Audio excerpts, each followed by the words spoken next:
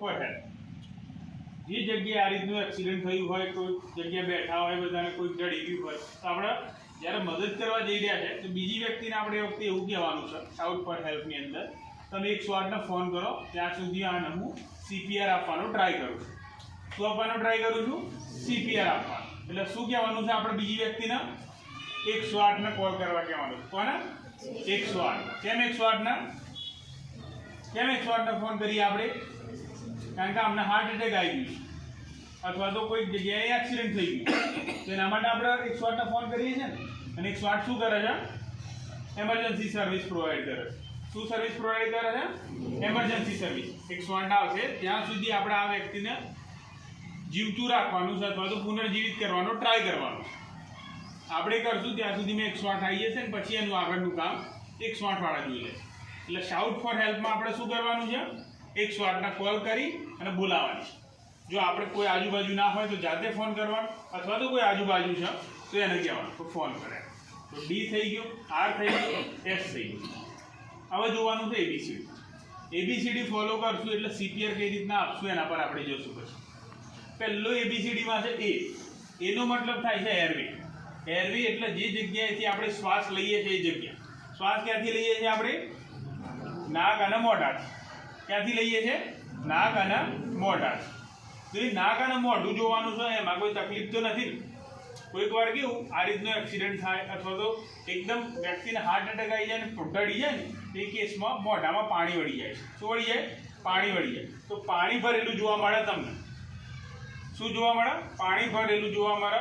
અને એ કન્ડિશનમાં એને કોઈ નેકની ઇન્જરી ના હોય અથવા તો કરોડરજ્જુની ઇન્જરી ના હોય. એ કન્ડિશનમાં પાણી ભરેલું હોય ના મોઢામાં, તે કન્ડિશનમાં આપણે એનું ગરદન ફેરવશું અથવા તો એ વ્યક્તિને કોઈ એક બાજુ જમણી અથવા તો ડાબી બાજુ ફેરવી દઈશું એટલે મોઢામાં રહેલું પાણી નીકળી જાય, જેથી કરીને કેવું પી ના જાય. પી જાય તે કન્ડિશનમાં કે શું ક્યાં જાય પાણી? શ્વાસ નળીમાં જતું રહે. શ્વાસ નળીમાં જતું રહે એટલે શ્વાસ ના લેવાય પછી મરી જાય. સમજો, જો પાણી ભરેલું હોય તો જોઈ લેવાનું છે, એનું નાક જોવાનું છે ને એનું મોઢું જોવાનું છે.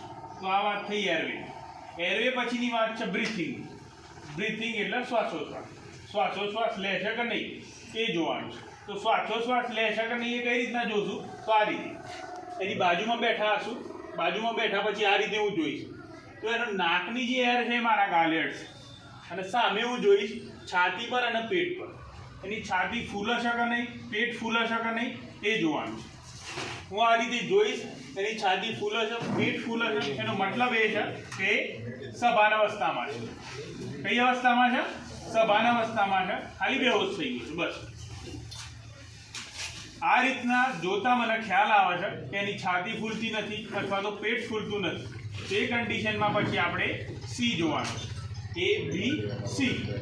જો બ્રીથિંગ બંધ થઈ ગયું હોય આ રીતે હું જોઉં છું, એની છાતી ફૂલતી નથી, પેટ ફૂલતું નથી, તો પછી આપણે શેના પર જઈશું?